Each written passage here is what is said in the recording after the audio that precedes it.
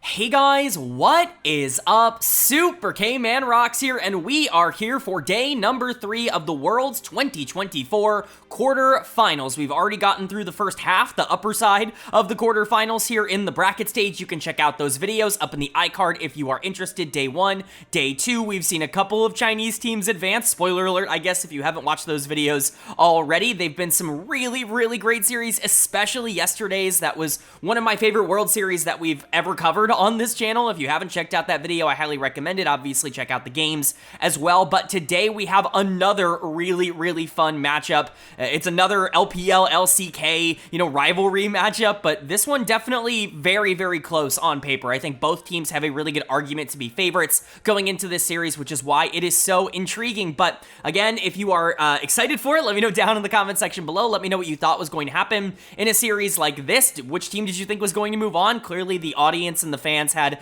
a pretty, I'll just say, biased perspective. I think generally speaking, that's how this ends up going with one of the teams in this series, but I would love to know what you guys thought down in the comments. Did you agree?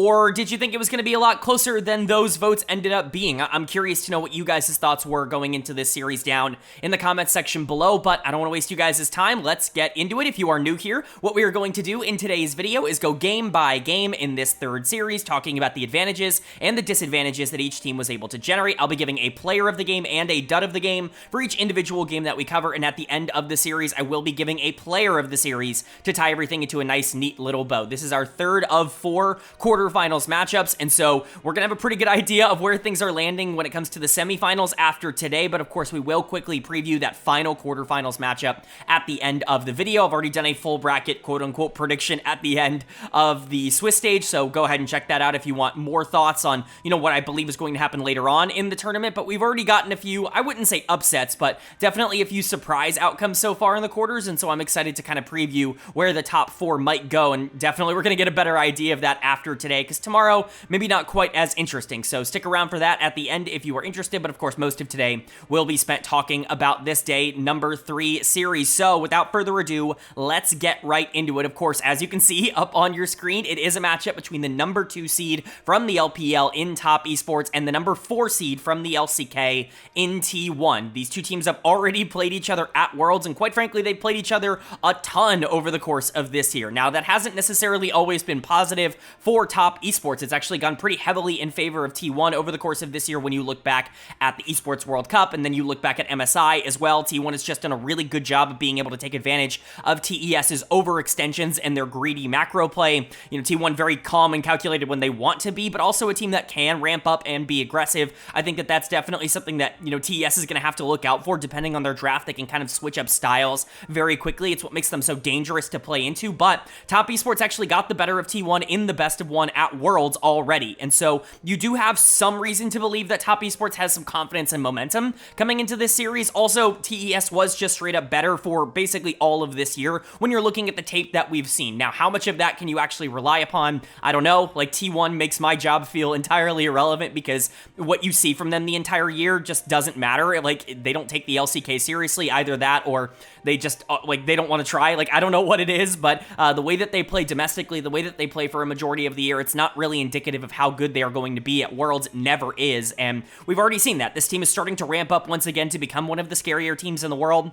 I think it's totally justifiable if you want to say that T1 are favorites. I think that there are a couple of pieces on this team that really do match up well into Top Esports. The first one that I'm really going to be kind of watching and concerned about when it comes to Top Esports, like in favor of T1, is the top lane. Not because I think 369 is objectively worse than Zeus, but 369 is not exactly in the best form. He really wasn't all that good in summer at all, even domestically in the LPL. And Zeus, say what you will about his performances, he always steps up at Worlds. It's the cycle that we always go through. Is Zeus has a pretty average, slightly above average year overall, but he does really well at Worlds, and so everybody goes into the offseason saying he's the best top laner in the world, and then all of a sudden he goes back to just being whatever in the LCK, and, it is what it is, right? Like, Zeus always plays well at the World Championships, and so that's something that I would expect to be in favor of T1. T1 in particular also just plays side lanes better than Top Esports. They're really not all that good at actually doing that, and so, it's definitely going to be interesting to see if they can get Zeus into one of those positions. He's really good at playing playing side lanes. I think the other really important matchup to watch is obviously mid lane for T1. If Faker can actually really,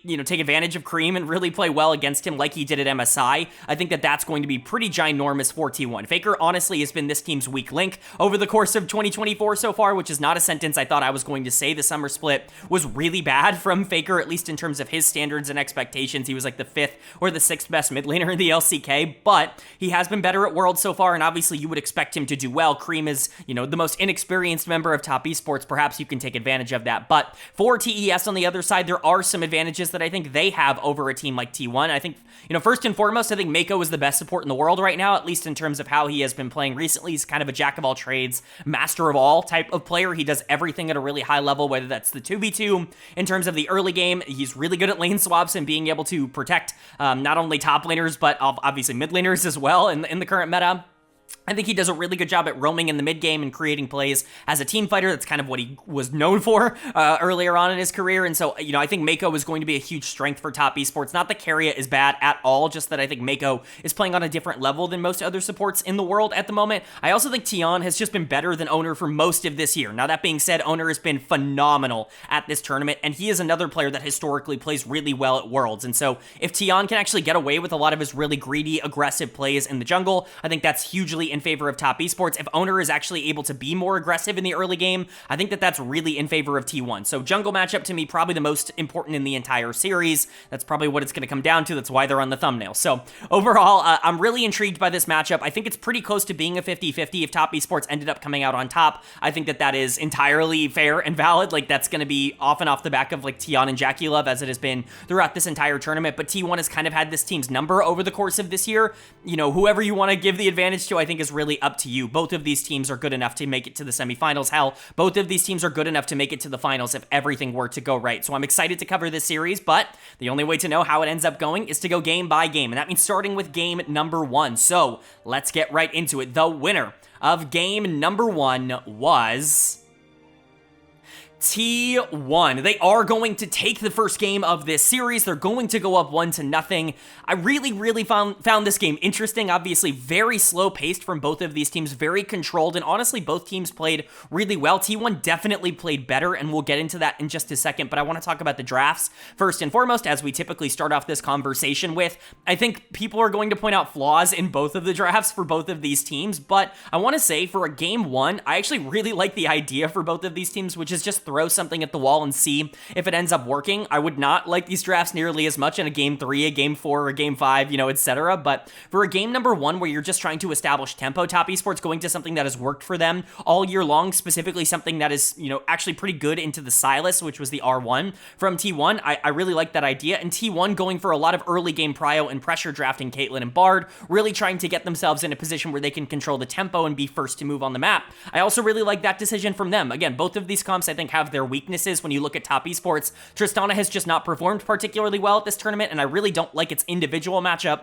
into Silas. I think Silas should be able to get a pretty large lead here. Now, Cream did just outplay Faker throughout a majority of the early game, and so, it didn't end up being a problem, but generally I don't like Trist in this particular draft, even if that is kind of what you're building around. And then for T1, like, you blind draft the Caitlyn, which is really exploitable, and it was exploited. Misfortune is probably the best pick in the current meta to be able to take on something like Caitlyn. It's pretty historically, good as a counter. It's always been really good into the 2v2 because it's one of the few that can actually stop Caitlyn from really demolishing the early game, and that's kind of what happened. I think Caitlyn got like 1 or 2 plates in this game. Like, Guma was really not pushing nearly as much as you would expect. I genuinely think that it was, kind of really well done by top esports to negate the power of the Caitlyn. They just couldn't actually rotate in time to win any of these things, and that really comes down to, T1 just having a really good understanding of where they want to be on the map. And so I don't think it's draft that lost for either of these two teams. Some people are just going to point to the double AD comp and say, oh, it's been taken out of meta, etc., etc. I don't think that that's necessarily the case. You can absolutely win with this team. We saw the damage that, Tristana was able to do when she was able to get some gold. She actually still scales really well. It's just her early game is a lot weaker than it was, very similar to what we've talked about with Rumble. If you are able to get to the late game, it's going to be completely fine. But for T1, the reason that they won was their map movement, was their macro, was their ability to play, I guess, before top esports. And that's not something that TES has really struggled with all year long. Typically speaking, their biggest problem is that they've been over-eager in terms of trying to get to these objectives. And so for T1 to just out-rotate and be to these objectives first, that's really impressive from them. To me, player of the game was really easy. Kind of has to go to Keria in the support position on the Bard. This is his signature champion. You know, I don't know if you can ban this out. Like, I don't know if that's necessarily something that you feel comfortable with. Maybe over something like the Rakan, but you know, this Bard is just ridiculous on Keria. It opens up so many opportunities and options for T1 in the mid game because he is just so active around the map. Obviously, he's going to be in basically every play, but quite frankly, he was just better than Mako in a lot of these team fights. And if that's going to be the case, that's a massive issue for top esports. They rely a lot on Mako to be kind of the go button for this team in a lot of the comps that they end up drafting. And if Keria is just going to be more aggressive, especially into something like Leona, that's a problem for TES. So really good game from Keria. Really want him to continue to step up. I think Guma's scoreline looks good. I think the Caitlyn was fine this game. Again, it really didn't do the thing that you want Caitlyn to do, but eventually the team was in a good spot, so she ended up winning. Owner was excellent in this game on the Sejuani. I really want to give him a lot of praise. I know the scoreline doesn't necessarily look quite as flashy as some of the others, but always in a good position and did a really good job of making sure that he was the one that was absorbing a lot of the damage for his teammates. He was just playing his role in the Sejuani well. He has been phenomenal at Worlds so far. And then Zeus, obviously in a side lane. Now, the failed dive early on in the game is definitely a little bit of a strike on Zeus and Owner, but they were able to recover, and Zeus was put into a really good position. 369 was never allowed to get out of control after a really strong early game. So overall for T1, I honestly just feel great about them coming out of game one. This is a pretty classic T1 performance of stall, stall, stall, stall, win one fight, game is over. Like that's T1, right? If you were to pick a T1 style that comes to mind for this group of five, it's absolutely just one random fight at 25 minutes and all of a sudden the game is ending. And so, you know, this is classic T1 and that's a really good sign. And for top esports on the other side, as much as I'd like to be critical of them, I honestly don't think they played all that bad of a game. I think if they were able to win that final fight, which they were just desperately trying to force, all of a sudden the game is over in their favor, right? It all just comes down to this one fight where it's like 200 gold difference. T1 ended up playing it better, and so top esports ended up losing. I think if you're TES, what do you need to do to put yourself in a better position going into game two? You need to control the map more. You allowed T1 to be able to dictate the tempo, and that meant that you had to force what was essentially like a 40-60 fight. Now that's very winnable for top esports because they're good, but TES really has thrived throughout the year being able to control the pacing, control the tempo of the games that they're playing, and not being allowed to do that here was a problem. And a lot of that comes back to Tian, who is going to get my dud of the game on the Ivern. The Ivern just didn't really work in this one. Obviously, he's played so much of this champion over the course of this year. I'm not going to criticize them going for double AD Ivern. I think it's a totally valid thing to draft in game number one because they've had so much success with it over the course of this year, but I want Tian on something that can actively be super proactive in the early game. I think Ivern works in isolation if you really want to get, you know, Cream and Jackie Love into good positions, and at times in the early game, this ended up working out for them, but, you know, if you want to put him on something that can actively, you know, dictate the tempo of the game, like a Skarner or a Vi, obviously both of them were banned out this game, but you banned one of them, I think that could also be a lot more easy for top esports to execute, quite frankly. You know, him not having that prio in the early game, I think really hurt their ability to understand where they needed to be, and eventually they just got pulled apart. And so, you know, I want to see that adaptation from Tian. I still think you can play Ivern, but it's got to be in a different circumstance, a different context, in my opinion, something a bit more early game focused. I also don't think Mako was particularly good this game on the Leona, just very passive, very safe. Now, part of that was the right decision. I think it's really difficult to engage on this T1 team. They have a lot of ways to really punish going like all in, but the Leona is there to go all in. If you're going to draft that champion, you have to be looking to set up those plays, and it just felt like Mako was a little bit on the back burner when it came to that. So there are some positives and negatives. I do want to say I think Cream, 369, and Jackie Love all played relatively well in this game. 369 obviously getting a big gold lead from outplaying a dive in the bot lane. Yeah, outside of that, he was kind of useless, didn't really do a ton this game. Cream was excellent on the Tristana. He actually had a really great game, just didn't end up mattering. He should have never been remotely close to Sylas in terms of the 1v1. That should basically always be in favor of Sylas, especially after level 6, and Cream was up in gold. They're up basically the entire game, which is really a testament to him. And then Jackie Love, you know, he was in a good spot. Misfortune does well into Caitlyn. I like the draft here, but it just wasn't enough. Top Esports is still in a good spot, though, right? It's just game number one. If you lose game two, that's when it starts to get concerning, but every series so far has gone 1-1. We'll see if TES can make that a trend, and we'll see right now, because game two is starting up as I'm recording this, so let's go ahead and get into it. The winner of game number two was T1, they are going to take game number 2. They're going to go up in this series 2-0, and they are just tearing apart Top Esports. This series has not really been all that interesting. You know, respect to T1. I'm sure some fans are going to get really mad at me down in the comments, but they're playing so well and so boring and so safe that they are just dominating at a level that we're not used to seeing. This reminds me so much of like the 2015, 2016, like LCK metas where it's just avoid fights at all possible costs and just out macro until you end up winning the game, win one team fight down the stretch. You know, again, I'm not trying to say anything bad about T1. They are playing incredibly clean League of Legends, I think is the word I want to use, and incredibly well-placed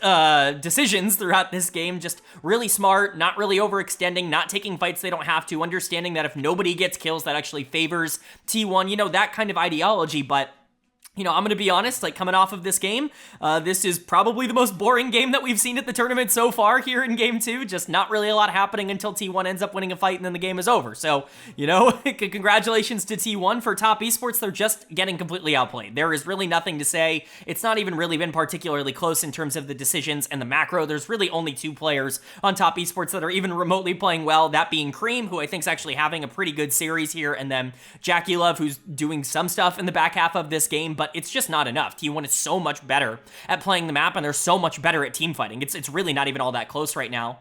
But again, I don't want to take anything away from T1. I don't want me saying that just because the games are boring means that they're bad for T1. That's not the case at all. They're just very, very slow, and that very much favors T1, and I think they understood that coming into this series. Top Esports really thrives on a lot of chaos and a lot of skirmishes, and generally speaking, they thrive on being able to take everything on the map, being able to pressure multiple areas by taking a lot of small 2v2s or 3v3s. They're really not the 5v5 team that you would expect like an LPL team to be. Typically speaking, when you think of LPL teams, you think of a lot of 5v5s, but that's really not Top Esports, and T1 I think understands that. They are forcing a lot of situations where you're going in to these late games, and you know, TES has to force something 5v5, which is just not their strength as a team. We'll get into some of the players that are also underperforming that are getting them into that spot in the first place, but player of the game, no brainer, kind of has to go to Faker. I feel like I undersold Faker in game number 1. I talked a bit about how he lost lane against Cream, and that really wasn't very good. Like, the Tristana should never really be beating Sylas in lane, and that is still true, but Faker was incredible in the team fights, and that really was the big difference maker. Those Rumble ultimates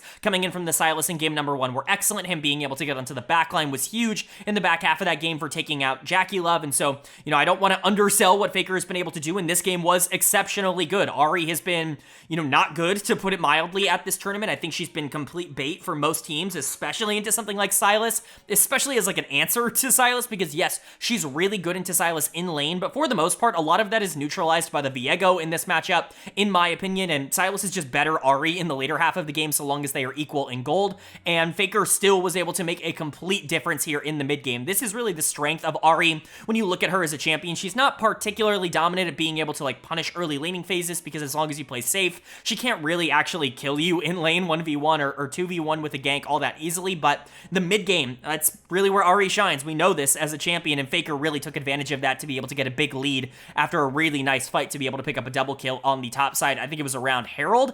I don't remember if it was Herald or second spawn of Grubs, but it was one of them. He did excellent in that fight, and he continues to look great. It's honestly a bit frustrating, at least in terms of from an analysis perspective of just how much he individually has changed from his performances domestically to now. It almost makes it like, what's even the point of covering the LCK if they're just going to completely change their form going into Worlds? But I'm happy to see Faker doing well. I think Keria is also exceptionally good, dude. This guy's Rakan was insane. We were already praising his Bard in game number 1. He's a fast track to player of the series at the current moment after 2 games. This guy is just unbelievable in terms of the mechanics that he's outputting. Keria is still at his peak, is the number 1 support in the world. You saw some really good things from Zeus here on the Rumble. Really nice ultimates. The Galio was not the answer. We've seen Galio kind of work a couple of times throughout this tournament. I don't know if 369 felt all that comfortable in this matchup, because it just wasn't working quite as much for him. It's not like Owner and Guma were bad at all. Owner was often in the right place at the right time, and Guma, while he was more so a part of the ride than the ride itself, he had a couple of great ultimates and a couple of great pullbacks. He was doing a lot of damage in these fights and surviving a lot of engage coming in from TES. This just was a gap. You don't win 15-0 by accident, right? Like, this was a complete macro and mechanic difference. T1 is just dominating them right now. And for Top Esports, unfortunately, this just looks to be the outcome. I mean, this team has been down 0-2 before. You know, at MSI, they ended up almost coming back against Gen G. I think a lot of people end up remembering that series, but This is different. Like, it just feels like they're being completely outclassed in every single way. These games aren't close. I mean, game one, kind of close, but they could never win a team fight because they're just not as good 5v5 as T1 is. And in this game, I mean, obviously, they just got completely obliterated. This was close for 15 minutes, and then once again, it takes one fight for T1 to get, you know, a 2 or a 3k gold lead, and eventually they win a second fight. Now it's an 8k gold lead, and the game is over. It's just so simple, so easy for T1. It's so classic LCK. That's why I invoke, like, 2015 era LCK, because it's such a slow-paced game that Top Esports has no answer to. They don't really seem to feel comfortable here. The top side of the map is look completely inept. Whether you want to give dud of the game to 369 or once again to Tion, I think it's really up to you. Both of them look completely outclassed here. 369 was entirely useless on the Scalio. He's going to get dud of the game for me in this one. I just do not think the pick ended up working. And then for Tion, like, what is he doing? Like, have you seen a single play that he has made throughout either of these two games? He's just playing so slow and so scared and so safe, and I just don't get it. It's the T1 mental mega curse where they just brain control the enemy team into making the worst possible decisions at any moment, and Tion is unfortunately falling victim to that. I don't think Mako was particularly good this game either, was okay at buffering some of the things to try to get his team out, but never really had any good engages, and there were opportunities where, again, he could have played more aggressive, but he's another player that just looks scared right now in terms of trying to make plays in the early game before the team is down a ton of gold. Kareem is playing excellent. I really want to point that out. Like, Kareem is actually having a really good series here. He just can't do anything by himself. Jackie Love is making a couple of mistakes, but is still very relevant in these fights just because, you know, Ezreal and Jackie Love are very good in this stage. But, you know, Kareem is really the only player on Top Esports that's actually doing anything right now. And if that's going to be the case, this team is utterly doomed. There's going to be no way for them to win games consistently unless the top side of this map and Tion and Mako in particular start stepping up, because they were the most important players to this team throughout the entire year. So Top Esports on series point. If they lose this game number 3, they are swept out of the quarterfinals, and T1 will be moving on to the semis.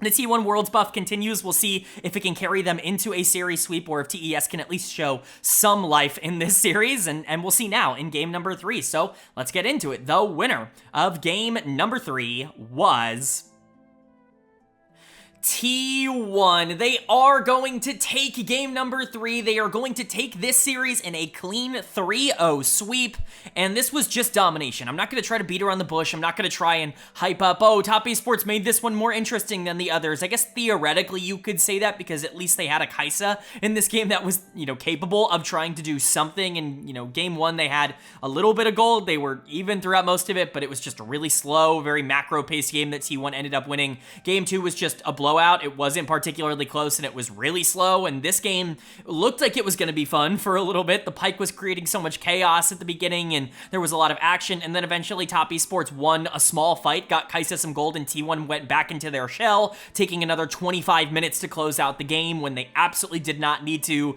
Just, it's who T1 is. They are going to take the safe and not sorry route, and, you know, you just kind of have to live with that. That's who this team has been most of the time over the course of their history, and I think that they are very much defaulting to that at this tournament. But again, just because the games are a lot longer and a lot, I don't want to say more boring than I want them to be, that doesn't mean I'm trying to take anything away from the talent and the skill that T1 is putting on. It's a very big difference between, like, the excitement of the game and the quality of the game. I'm certainly not trying to make any sort of judgment calls on the quality of the game, because that's where T1 is just leaps and bounds ahead of Top Esports right now, and honestly, they have shown that they are going to be one of the hardest teams at this tournament to end up dealing with. You cannot give them early game leads. They are just going to suffocate them out of you, and so, you know, really good for T1. And player of the series, player of the game, it's so obvious it kind of has to go to Keria in the support position. Player of the series was never really up for debate. He was already a huge favorite to win it through the first 2 games, and then he comes out and picks Pyke and actually dominates the early game here in game number 3. You know, you can talk about how Gumayushi was perhaps a bit more relevant in the back half of this game, and I would agree with you there. Guma